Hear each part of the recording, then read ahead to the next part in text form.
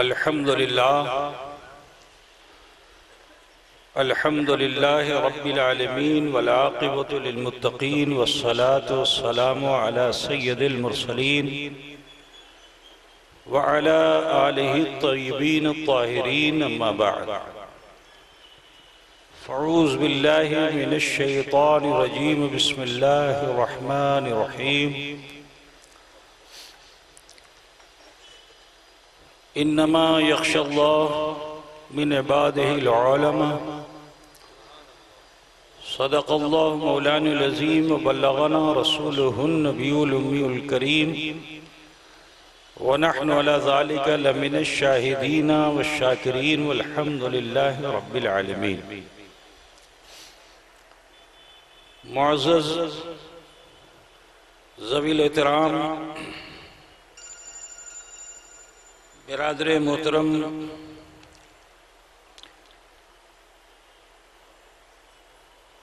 جانشین حضور اشرف العلماء سید شاہ خالد اشرف اشرفی الجیلانی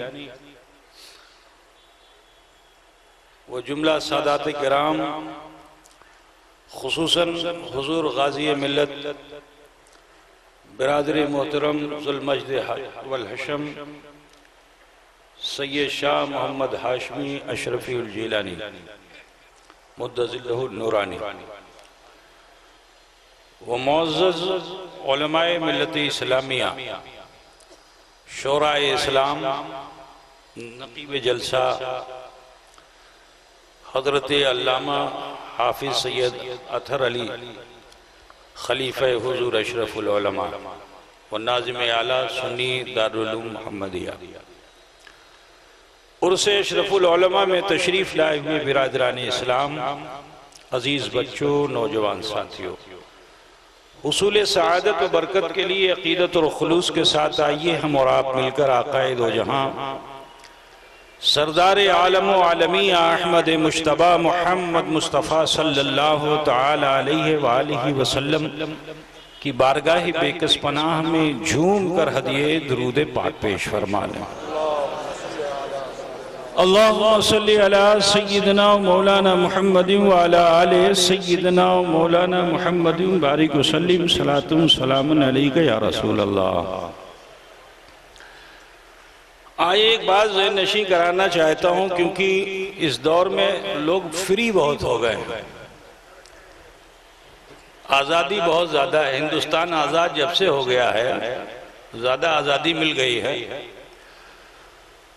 تو جو خدا داد القابات ہیں اس کو راستہ بنا دیا جاتا ہے، تو کچھ القابات مخصوص ہیں جو انہی کے لیے اچھے لگتے ہیں، جو اللہ کی طرف سے چنے ہوئے القابات ہیں وہ انہی کے لیے اچھے لگتے ہیں۔ اب ان القابات کو کسی اور کے ساتھ جوڑنے پہ بڑی الجھن ہونے لگتی ہے، بہت ٹینشن ہونے لگتا ہے، تو لہٰذا اس چیز کا خیال ہر کسی کو رکھنا چاہیے کہ کس کا لقب کیا ہے، تو اس کے لقب کو اسی کے ساتھ رہنے دو۔ اگر سب کے لقب کو سب کے ساتھ شامل کرنے لگو گے تو شخصیت بلند نہیں ہوگی، شخصیت مجروح ہو جائے گی۔ مثال کے طور پر یہ میرے ہیں قاری صاحب، میرے بھائی کے خلیفہ ہیں، انہوں نے محبت میں میرے نام کے ساتھ بڑے القابات لگائے، اس میں ایک لقب یہ بھی لگائے مخدوم ملت۔ تو اب یہ مخدوم ملت کا لقب خاص ہے حضور محدث اعظم ہند رحمت اللہ علیہ کے لیے، اب اگر اس کو میرے ساتھ جوڑ دیا جائے گا تو میری شخصیت بلند نہیں ہوگی، پست ہو جائے گی۔ تو اسی طرح سے تقریر تو حضرت ہی کی ہونی ہے جن کی سننے ہم لوگ آئے ہیں، اور عرس تفریح کی جگہ نہیں ہوتی ہے، عرس ایک ایسی محفل ہے عرس کی کہ جہاں آدمی قید و بند کی منزلوں میں ہوتا ہے، عرس کی محفل میں بہت احتیاط ہوتی ہے، کیونکہ آپ کسی میلے میں نہیں گئے ہیں، آپ عرس میں آئے ہیں، اور جہاں عرس ہوتا ہے وہاں روحانی طور پر محبوبان خدا کا اجتماع ہوتا ہے۔ تو کسی کے لقب کو کسی کے ساتھ جوڑ دو گے، اگر وہ ناراض ہو گیا تو عرس سے تمہیں فائدہ کیا ہوگا؟ جو اشرف العلماء ہے دوسرا ہو نہیں سکتا۔ اللہ تبارک و تعالیٰ کی مرضی ہے کہ رب العالمین نے اپنی قدرت خاص سے اس کائنات کی تخلیق فرمائی، اور مخلوق میں رب تعالیٰ نے جسے چاہا اسے چن لیا، اور جس کو پروردگار نے چنا اس کو حکم کے عمل میں لگایا۔ اب میں آپ کو بتانا چاہتا ہوں، مثال کے طور پر ایک چلتے پھرتے آدمی کو اگر اشرف العلماء کہہ دیا جائے تو اے عزیزو یہ بڑی ناانصافی ہوگی کسی بزرگ کے ساتھ۔ مثال کے طور پر غوث اعظم، اب کوئی غوث اعظم ہے تو دوسرا ہو نہیں سکتا ہے، کوئی خواجہ خواجگاں ہے تو دوسرا نہیں ہو سکتا ہے، سبحان اللہ سبحان اللہ، کوئی غوث العالم ہے تو کوئی دوسرا نہیں ہو سکتا ہے۔ مثال کے طور پر اب کوئی قطب ربانی ہے تو کوئی دوسرا نہیں ہو سکتا ہے، کوئی محبوب الہی ہے تو کوئی دوسرا نہیں ہو سکتا ہے۔ اگر آپ القابات کو ہر جگہ تقسیم کرنے لگو گے تو پھر شخصیتیں مجروح ہونے لگیں گی۔ تو دو چیزوں میں احتیاط کرنی چاہیے، ایک تو کسی کو بلایا جائے تو اس کے معیار کے مطابق لقب ہو، اور کسی کی عملی زندگی کو اگر پیش کیا جائے تو اس کے معیار کے مطابق کرامت بھی ہو۔ تو ان دونوں چیزوں کا خیال بہت ضروری ہے۔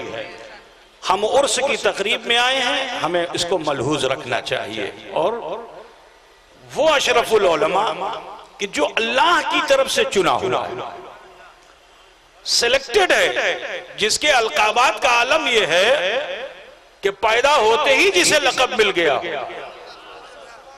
کہ حضور سیدنا قطب ربانی اعلیٰ حضرت اشرفی میاں رحمت اللہ علیہ کی گود میں جب حضور اشرف العلماء کو پیش کیا جائے تو آپ سر پہ ہاتھ رکھے اور فرمائیں کہ یہ بڑا کام کرے گا، اس سے بڑا کام ہوگا۔ تو جس کو اعزاز بچپن میں مل جائے، تو جس کے بچپن کے اعزاز کا یہ عالم ہے تو بچپن کے اعزاز کا عالم کیا ہو؟ سبحان اللہ سبحان اللہ۔ عزیزان گرامی، حضور اشرف العلماء متبع سنت تھے، شریعت کے پابند تھے، اور اپنی پوری عملی زندگی جو آپ نے پیش کی اس سنت مصطفیٰ کے آئینہ دار تھے۔ برادران ملت، اہل سنت والجماعت کے فروغ میں اپنی زندگی کو انہوں نے گزارا۔ وجہ کیا تھی؟ کیونکہ آج کل بچہ پیدا ہوتا ہے تو اس کو جذباتی بنانے کی کوشش کی جاتی ہے۔ پیدا ہوتے ہی کہا صاحب اس کو خنجر دے دو، اس کو تلوار دے دو، اس کے ہاتھ میں ہتھیار دے دو۔ لیکن عزیزو، خانقاہ میں پیدا ہوئے اشرف العلماء، انہیں تلوار نہیں دی گئی، صاحب کردار کی گود میں آئے تو صاحب کردار نے قلم عطا فرمایا۔ ابھی پیدا ہوئے ہیں، 6 گھنٹے بھی نہیں گزرے ہیں پیدا ہوئے، تو آپ کو تلوار نہیں دی گئی، آپ کو قلم عطا کی گئی، قلم دی گئی، ہاتھ میں قلم دے کر کے، اور سہارا اللہ کے ولی کا ہے۔ سہارا کس کا ہے؟ اللہ کے ولی کا ہے۔ اللہ کے ولی کے سہارے حضور اشرف العلماء نے اپنے بچپن میں جو بسم اللہ الرحمن الرحیم لکھا تو اللہ نے ان کی پیشانی پہ بسم اللہ الرحمن الرحیم کی عظمت کو رکھ دیا۔ برادران ملت اسلامیہ، بہرکیف میں آج بڑی لمبی چوڑی تقریر کرنا نہیں چاہتا۔ حضور اشرف العلماء رحمت اللہ علیہ یقیناً اپنے ان کا یہ لقب خود ساختہ لقب نہیں تھا، یہ لقب الہامی لقب تھا، اور جو الہامی لقب ہوتا ہے اس میں تاثیر ہوتی ہے۔ برادران ملت اسلامیہ، حضور اشرف العلماء علیہ رحمت و رضوان غیر شرعی کاموں میں حصہ نہیں لیتے تھے، غیر شرعی بات بولتے نہیں تھے۔ ہاں، شریعت کے مطابق جہاں کام ہوتا تھا تو اپنی تمام تر صعوبتوں کو برداشت کر کے اس شریعت کے کام میں آپ حصہ لیا کرتے تھے۔ آپ کو معلوم ہے، میں بس عرض کرنا چاہوں گا کہ اگر بمبئی کی سرزمین پہ بارش نہ ہو، بھیونڈی میں، اور وہاں سنی دیوبندی کے درمیان یہ معاملہ آ جائے کہ صاحب وہابیوں نے نماز استسقاء پڑھی مگر بارش نہیں ہوئی، تو سنیوں نے چیلنج کر دیا، کہا تم لوگوں نے تو پڑھ لیے، اب ہم لوگ پڑھوائیں گے۔ تم لوگوں نے پڑھ لیا ہے، ہم لوگ پڑھوائیں گے۔ اور حضرتی کے ساتھی تھے مولانا عبدالشکور صاحب، تو ان کی قیادت میں بھیونڈی سے کچھ نوجوان ان کے ساتھ یہاں آئے۔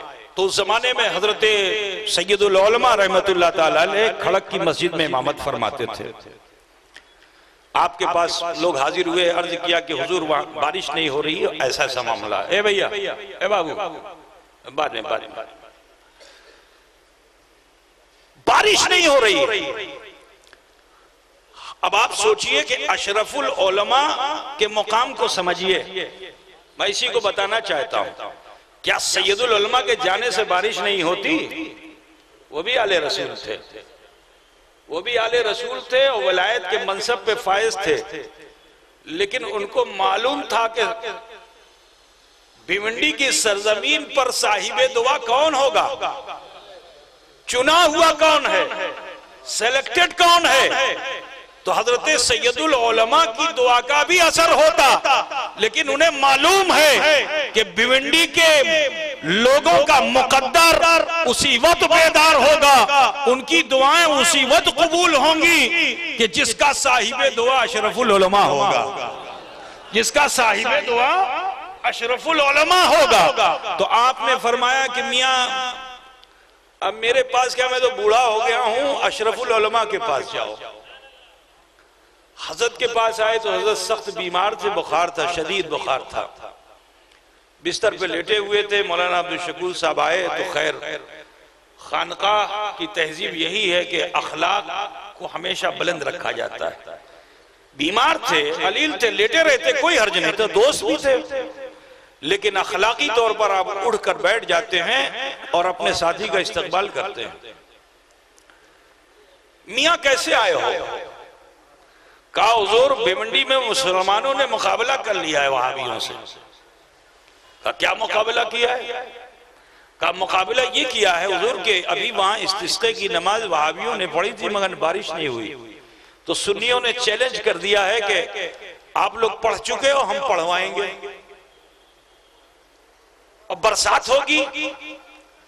تو حضرت نے فرمایا میاں میں تو بیمار ہوں، میری طبیعت ٹھیک نہیں ہے۔ کہا ارے میاں آپ کو چلنا پڑے گا، اصرار کیا تو کہا اچھا ٹھیک ہے چلو۔ تو اب استسقاء کی نماز نئے نئے کپڑے کو پہن کر کے کوئی دکھانے کے لیے اپنے کو جائے گا تو برسات ہوگی، اپنی دولت کو لے کے جائے گا تو بارش ہوگی، اپنے جاؤ حشمت کو لے کے جائے گا تو بارش ہوگی۔ دنیاوی تمام مال و دولت، عزت، وقار سب کو پیچھے چھوڑ کر اپنے کو حقیر بنا کر رب کے حضور جب حاضر ہو گئے اور اللہ تم پر ترحم فرمائے گا تو برسات ہوگی، تو اس میں حکم یہی ہے کہ پرانا لباس پہن کے جایا جائے، لباس فاخرہ پہن کے نہیں جانا ہے، پرانا لباس پہن کے جایا جائے۔ تو حضور اشرف العلماء رحمت اللہ علیہ کے پاس آپ کے والد گرامی کا ایک کرتا تھا، وہ والد گرامی کے جو بچپن میں مسواک کر کے زمین میں گاڑ دیں تو درخت ہو جائے، اور صرف درختی نہیں ہو، یہ بھی فرمائیں کہ دیکھو جب درخت ہو جائے گا تو اس میں تم ہاتھی باندھو گے، ایسے صاحب ثروت ہو جاؤ گے۔ برادران اسلام آج بھی وہ درخت بہار میں موجود ہے، پچھلی آندھی میں گر گیا تو اس کے باوجود پھر اگایا، تو لوگوں نے سمجھا تھا کہ وہ ختم ہو گیا، لیکن الحمدللہ پھر اس میں سے شاخیں نکل آئیں اور پھر اوپر ہو گیا ہے۔ پچھلا جو طوفان آیا تھا سائیکلون، اس میں وہ درخت گر گیا تھا، 2 حصے میں سے چر گیا تھا، اور پھر اسی جگہ سے پھر سے پودا وہ اوپر نکل آیا الحمدللہ۔ برادران ملت، تو ان کے بیٹے تھے کہ جن کے باپ کا لقب تاج الاصفیاء تھا، ان کے پوتے تھے جن کے دادا کا نام قطب ربانی اعلیٰ حضرت ہم شبیہ غوث سمدانی تھا۔ برادران ملت اسلامیہ،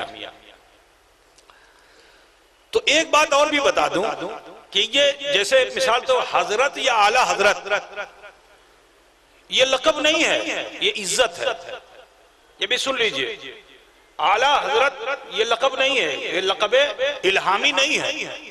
اگر لقب الہامی ہوتا تو ایک دور میں 3 اعلیٰ حضرت نہیں ہوتے، بے شمار اعلیٰ حضرت نہیں ہوتے۔ میں یہی بتانا چاہتا ہوں کہ اعلیٰ حضرت کا لقب قطب الارشاد ہے، اعلیٰ حضرت فاضل بریلوی کا لقب قطب الارشاد ہے، اور اعلیٰ حضرت اشرفی میاں کا لقب قطب ربانی ہے۔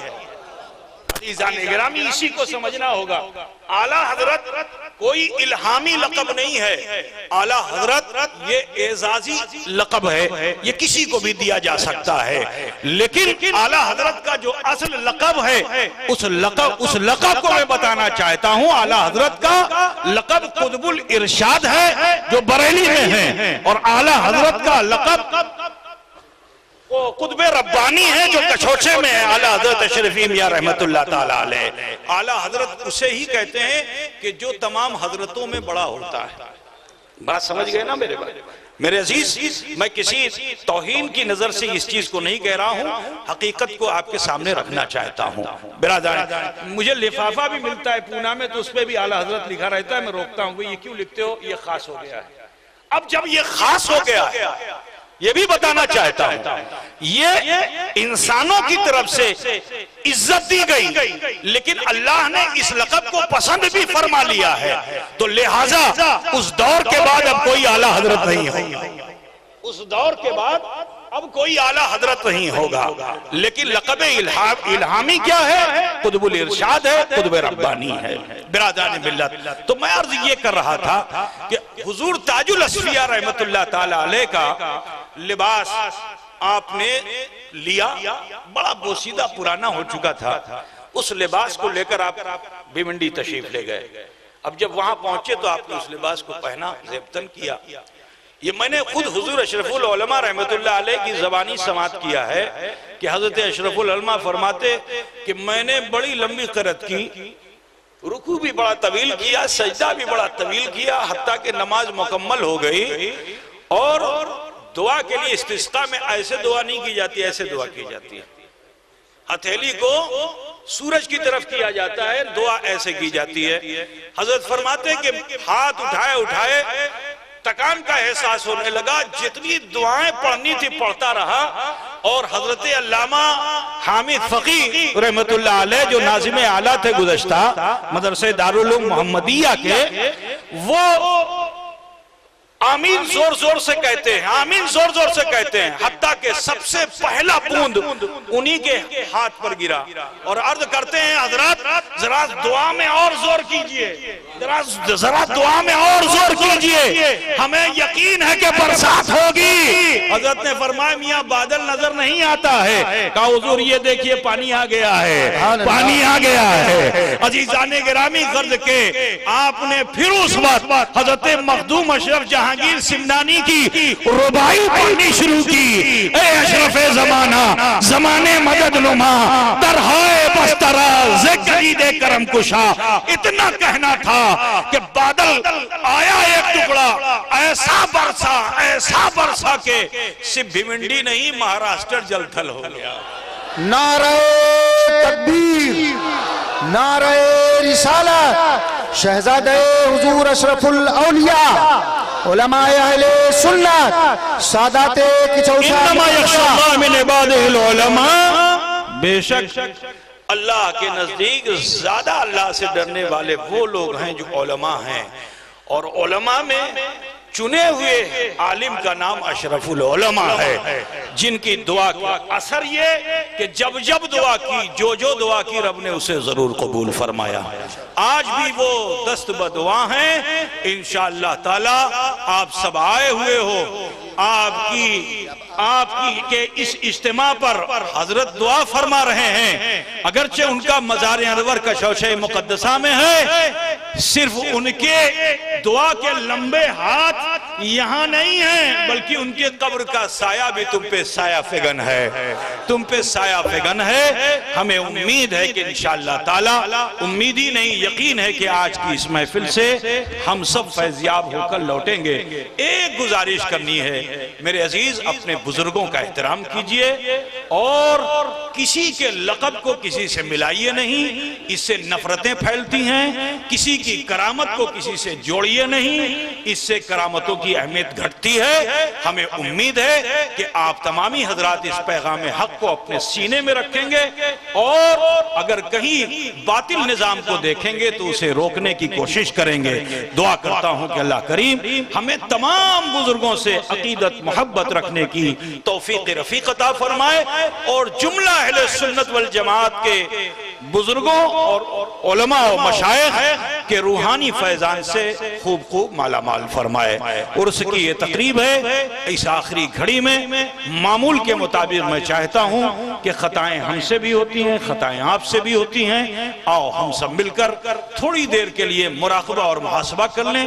اگر قصداً سہون کسی طرح سے ہم سے یا آپ سے کوئی خطا غلطی ہوئی ہے تو اس پروردگار کی بارگاہ میں اللہ سے معافی مانگ لیں اور اشرف العلماء کو وسیلہ بنا لیں۔ انشاءاللہ تعالی اگر سمندر کے جھاگ کے برابر بھی گناہ ہوں گے تو آج کی اس محفل میں آئے ہوئے تمام مسلمانوں کے گناہوں کو اللہ تعالی ضرور بھی ضرور معاف فرمائے گا۔ اگر آپ خواہش رکھتے ہیں کہ آپ کے بھی گناہ اللہ معاف فرمائے تو اس یہ حقیر فقیر جو طریقہ آپ کو دے رہا ہے خانقاہ کا، اسے آپ قبول کیجئے اور اس پر عمل کیجئے۔ انشاءاللہ دنیا بھی ہماری اچھی ہوگی اور آخرت بھی اچھی ہوگی۔ اپنے ہاتھوں کو باندھ لیجئے، تھوڑی دیر کے لیے اپنی گردنیں جھکا لیجئے، دل کے آئینے میں جھانک کر دیکھیے میرا بچپن کیسا، میری جوانی کیسی، میرا بڑھاپا کیسا۔ اگر کوئی بھول، کوئی گناہ، کوئی خطا سرزد ہے تو اسے اکٹھا کر کے رب العزت کی بارگاہ میں پیش کر دیجئے۔ انشاءاللہ ارحم الراحمین ہمارے آپ کے گناہ و خطا کو ضرور بھی ضرور معاف فرمائے گا۔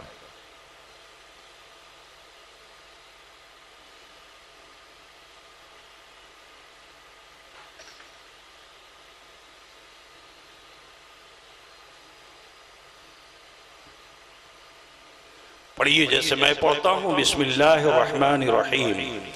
لا الہ الا اللہ محمد الرسول اللہ، اللہ ہی معبود ہے، محمد الرسول اللہ صلی اللہ علیہ وسلم اللہ کے سچے رسول ہیں۔ استغفر اللہ ربی من کل ذنب واتوب الیہ۔ اے اللہ تیری بارگاہ میں سچے دل سے سب چھوٹے بڑے گناہوں سے ہم توبہ کرتے ہیں اور ہم وسیلہ چاہتے ہیں تیرے محبوب سید عالم نور مجسم احمد مجتبی محمد مصطفیٰ صلی اللہ علیہ وسلم کا۔ اس مختصر سے وقت میں اللہ کریم نے ہم سب پہ فضل فرمائے کہ ہم نے کلمہ شریف پڑھا، استغفار کیا۔ یقین جانیے اس وقت ہم اور آپ ایسے ہو چکے ہیں جیسے ماں کے پیٹ سے پیدا ہونے والا بچہ ہوتا ہے۔ ضروری ہے کہ اپنی آنے والی زندگی کو بہتر بنائیے، غلط کاموں سے اپنے آپ کو بچائیے، نیک عمل کیجئے۔ انشاءاللہ تعالی دنیا بھی اچھی ہوگی اور آخرت بھی اچھی ہوگی۔ ایک بڑی عام بات ہوتی جا رہی ہے، میں اسے آپ کے ذہن میں رکھنا چاہتا ہوں، کیونکہ آج کل لوگ بزرگوں کی بارگاہ میں عرس کے موقع پہ جاتے ہیں اور وہاں جا کے منت کا ڈورا باندھ کے آتے ہیں یا اپنے ہاتھ میں باندھ لیتے ہیں۔ یہ دونوں عذرو شرع شریف جائز نہیں ہے، ایسا عمل نہیں کرنا چاہیے۔ ہمیں امید ہے کہ انشاءاللہ آپ بزرگوں کی بارگاہ میں آستانوں پہ حاضری دیں گے تو شریعت کو ملحوظ رکھیں گے۔ السلام علیکم ورحمۃ اللہ وبرکاتہ۔